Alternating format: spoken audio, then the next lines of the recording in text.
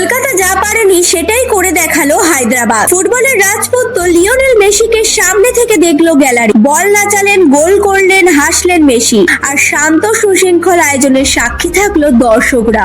শনিবার সকালে যুব ভারতীতে চরম বিশৃঙ্খলার ছবি দেখা গিয়েছিল, কিন্তু সন্ধ্যায় হায়দ্রাবাদের ওপেন স্টেডিয়ামের সম্পূর্ণ উল্টো চিত্র।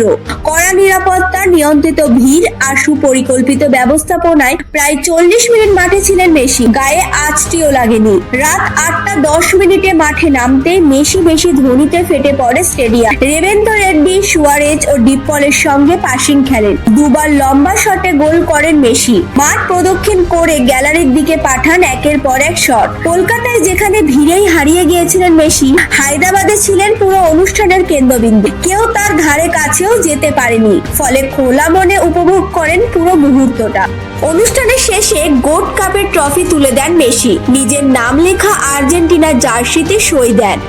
মুখ্যমন্ত্রী রেবেন্দ্র রেড্ডির মেসি চিৎকারের মধ্যেই হাসি মুখে বিদায় নেন ফুটবলের রাজপুত্র।